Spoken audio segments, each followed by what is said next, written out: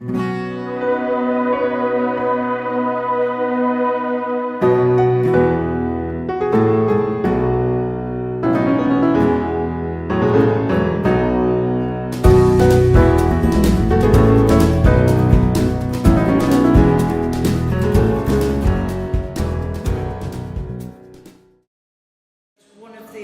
things from the environment has been the fact that every member state has signed up to adhering to European law. So it has taken to a certain extent that decision making away from each individual member state and has put it into a much broader framework. La première chose, c'est déjà réduire les quantités mélangées. Et la deuxième chose, je crois que c'est très important, c'est il faut que les filières fonctionne très bien. La filière batterie, la filière plastique, la filière carton, et de là, on peut parler de compost, et je crois que si on fait ça à l'avant, le prix du compost ne sera pas vraiment ouvert. At least in Europe, there is a diversified market approach. Definitely, in the Mediterranean region, I come from Italy too. We have a desperate demand of organic matter in fertilizers and soils. So somehow the question is, either we start to structure a system that pays for compost production, or if we lose the productivity of our soils, it will cost us much more in the next decades. The answer that was found at European level is that we have a producer-based responsibility, which means municipalities produce waste. Municipalities have to pay for waste management. That is why, for example, in some cases in Holland, compost is given for free to farmers. And once the farmers see the benefit they get from compost, then the system is green and is working very well. Aujourd'hui, on a un problème de déchets sur l'île de Djerba et on a un centre d'enfouissement qui a été fermé. Et aujourd'hui, on n'arrive pas à trouver des solutions pour enfouir, on continue à enfouir. Parce qu'aujourd'hui, on utilise des décharges sauvages pour enfouir les déchets. Depuis septembre 2012 jusqu'à décembre 2013, on a enfoui 40 000 tonnes dans des décharges sauvages. Voilà.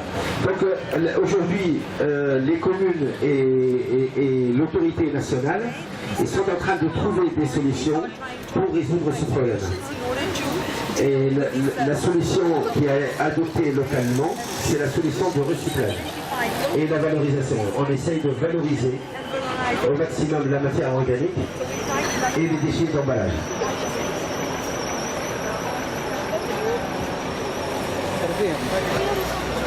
Donc, cette manifestation aujourd'hui qu'on est en train de faire sur la commune de Honsou, c'est pour sensibiliser les gens au tri sélectif, parce que d'ici le mois d'avril, le tri sélectif sera obligatoire dans la commune de Honsou et j'espère sur toute l'île de Djerba.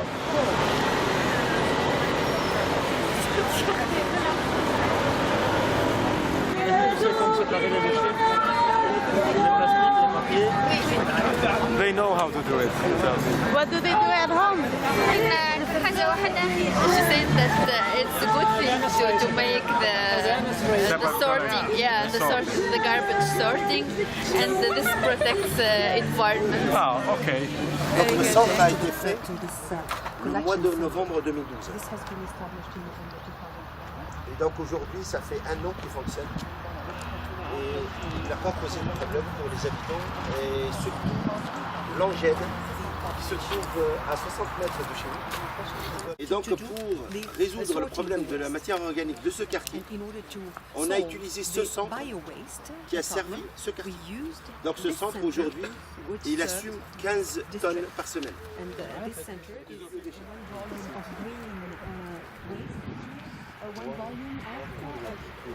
On a en moyenne minimum 50% d'humidité relative et ça monte à 60 et 65%. Et ça c'est très bon pour le compost. Le compost réagit très bien avec de la température et de l'humidité. Et on a un climat qui est exceptionnel, il peut réagir correctement avec. Actuellement, il reste au moins 25 000 tonnes qui ne sont pas couverts. D'où un problème, parce que ces déchets-là génèrent des CH4. Le CH4, il est 21 fois plus nocif que le CO2 et quand on ne fait pas la couverture, quand on ne fait pas le captage du biogaz, il y a des émanations toxiques.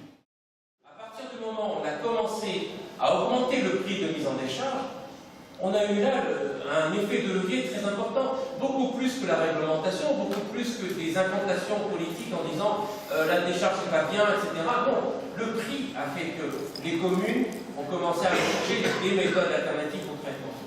Et je pense que tant qu'on n'aura pas ce signal prix en Tunisie, parler du prix du compost ou comment on pourrait encourager, ou alors du prix du kilowattheure de reprise qui est trop bas, ça ne sera pas suffisant. Il faut déjà que la mise en décharge devienne une solution économiquement chère pour que des opérateurs se disent « moi j'ai un espace ici pour mettre en place d'autres solutions techniques ».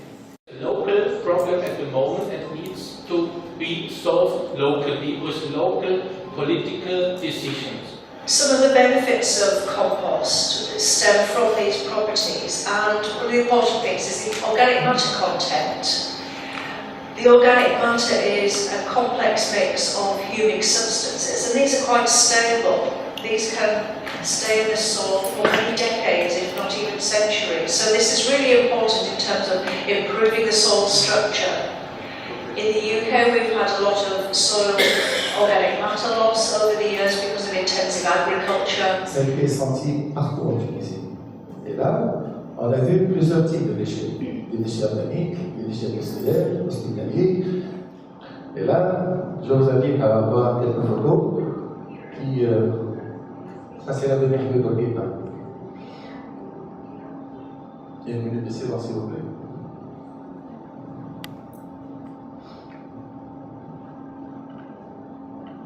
According to the kind of recycling plant you're going to realize, there is a different tendency of job creation in biowaste recycling. We are creating one working place every 500 tons of biowaste managed. There is a need for analysis of the impact of a closed landfill. This is obvious. Each waste management system needs a place to draw waste. Financial plans normally include the annual cost for communication.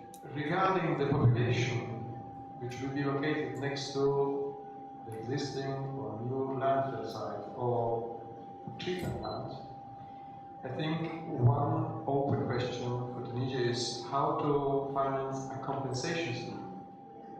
There must be an effective coordination of all the relevant actors. You should extend the collection also to a large part of residents, according to your vehicles, to the structure of the housing. One of the suggestions which came out and which I would like to analyze the view was the need for a guidebook on integrated waste management, focusing on food waste management. Well, if we're talking about guidebooks, we should decide which are the targets. The targets should address the actions that can be taken by the municipality. The involvement of the agricultural sector is obviously a fundamental chain to close the loop of organic recycling. For a guidebook, it should contain instruments or good examples for municipalities, so like a toolbox. We need to invest in on final users of quality compost, teaching farmers, showing farmers how and how much compost can be used for different kind of cultures, agricultural cultures. A working group consisting of ISTA experts, SweetNet, and Tunisian expert and representatives of the relevant actors at national and local. We would obviously commit to plan a joint capacity building. So the idea is not to come here and to make a plan, but to train the trainers. It's much more effective. And training should, at least to our experience, done locally, so training courses in Tunisia, and possibly to be completed by an overseas study tour, where you can see some of the experiences that we have shown you with some details today. Je veux ajouter que, en tant que recommandation, j'estime que le côté système d'information et de circulation d'informations entre les différents intervenants est très important et qu'il faut consolider pour que l'information soit disponible à tout moment chez tous les partenaires, et ça manque énormément en Tunisie. Le deuxième point que je recommande qu'on y travaille plus, c'est cette communication entre la municipalité et le citoyen. Et là, je crois que si le citoyen tunisien se sent appartenir à cette ville ou au quartier auquel il habite, je crois sincèrement que ça va aider beaucoup à mieux gérer nos déchets. Dans presque tous les cas de stations de compostage réalisées en Tunisie, ça a été apporté top-down.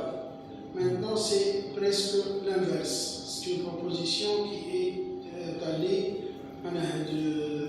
qui a été prise en charge par le côté local. Et c'est déjà très important et c'est un signe, normalement, c'est un signe de réussite. Si je peux le demander, avec l'effort que nos amis à Hamsouk sont en train de réaliser, ils ont besoin d'un appui scientifique et d'un appui de vulgarisation. Et ici, si je peux demander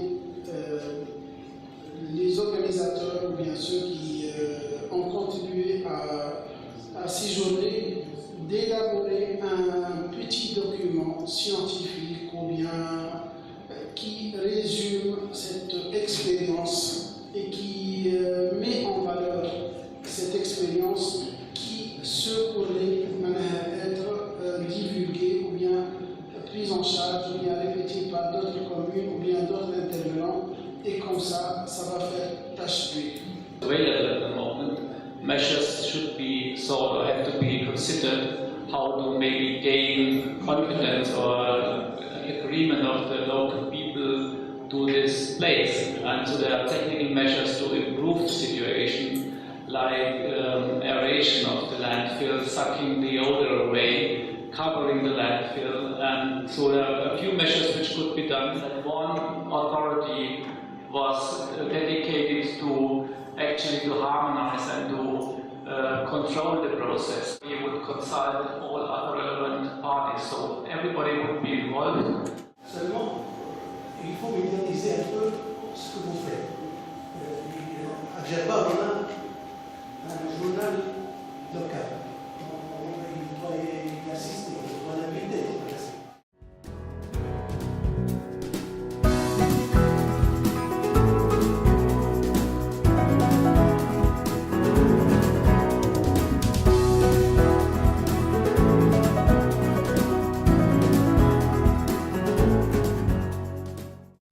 I would like to ask how you think about this workshop. This is the first workshop between ISWA and SWIPNet, and first time in Tunisia, and we got to know a lot about Tunisia, and we think from our side it's very beneficial. We have learned a lot.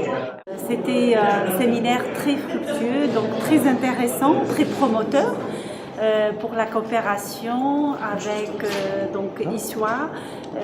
Nous avons beaucoup de projets qu'on peut avoir donc en continuité. On reste en contact pour développer la biomasse, la promotion de la biomasse en Tunisie. Donc on a besoin des expériences donc de la région MENA pour promouvoir donc des projets concrets. Surtout que donc il y a parfois des choses qui sont similaires dans la région MENA. Donc on aimerait bien l'échange d'informations, l'échange d'expériences, et je suis très contente de pouvoir participer donc à ce séminaire que j'espère aller rester en contact pour avoir plus de coopération avec ISWA. Merci. Merci à vous. Je m'appelle Brahim Abdelramoudji, je suis le directeur de l'environnement à la mairie de Hamsouk. On a visité vraiment vraiment, c'était un bon séminaire, surtout l'échange d'expériences, surtout au niveau du compostage des biodéchets. Parce qu'à Djerba, déjà, on a commencé un petit projet pilote de compostage avec aération forcée. Et la discussion avec les experts de ISWA et l'échange d'idées nous a permis vraiment de donner une idée pour améliorer un peu la gestion de notre site. J'avais participé à cet atelier qui était organisé conjointement par ISWA et SweepNet et j'étais ravi donc d'être parmi une quarantaine d'experts et de spécialistes du domaine de la gestion des déchets et plus particulièrement la gestion des déchets organiques. Pendant ces 2 premiers jours, on a eu l'occasion de voir pas mal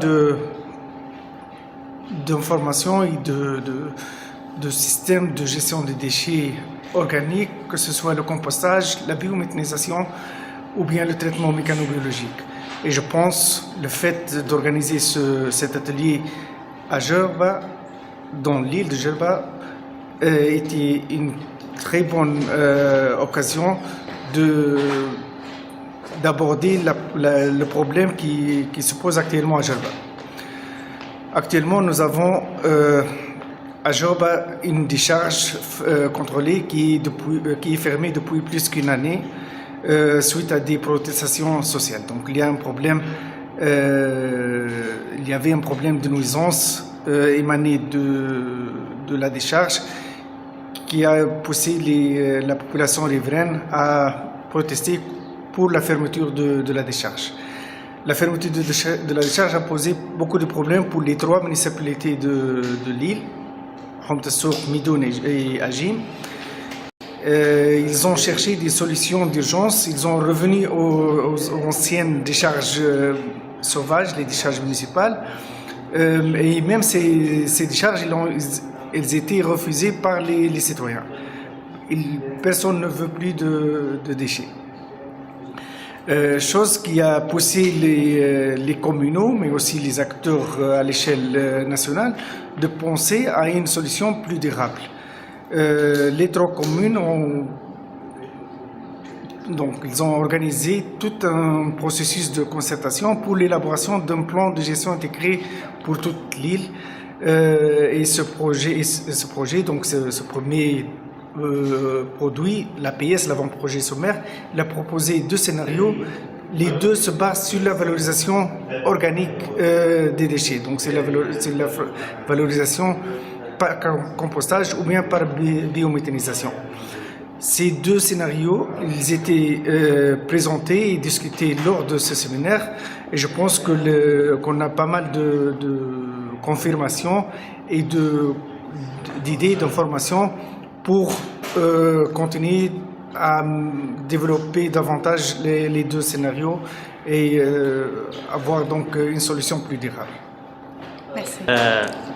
C'est une occasion qui nous a été offerte pour participer à ces journées au cours desquelles on a discuté de ce qui concerne la valorisation des déchets et en particulier donc les déchets organiques pour faire du compost et effectivement aussi pour voir s'il y a possibilité d'avoir aussi effectivement une source d'énergie. L'occasion a été offerte effectivement pour qu'on discute de tout ça en présence d'un certain nombre d'experts de différents pays. Et je pense effectivement ces 3 journées nous ont permis de retenir un certain nombre de recommandations quant à ce qui a été déjà fait et peut-être corriger certaines erreurs et surtout préparer l'avenir pour qu'on puisse effectivement s'orienter vers les techniques les plus adaptées, à savoir effectivement les moins coûteuses. Parce que finalement, le coût de compost, c'est un facteur primordial. Sinon, s'il n'est pas à la portée de l'agriculteur, on risque effectivement de bloquer toute la chaîne, depuis le tri sélectif à l'amont jusqu'à la valorisation du compost en tant qu'amendement pour le sol. Donc, la notion pollueur-payeur a été largement discutée et débattue durant ces journées-là. Que l'agriculture tunisienne voit effectivement donc l'utilisation du compost comme un facteur déterminant pour sauver effectivement nos sols qui sont très très pauvres en matière organique. Tout en sachant que la Tunisie est 4e producteur en huile d'olive, mais malheureusement elle est le dernier au point de vue productivité. Pourquoi? Parce que les sols sont très pauvres en matière organique et je pense que la valorisation des déchets par rapport au compostage va certainement résoudre une bonne partie donc, de ces problèmes posés.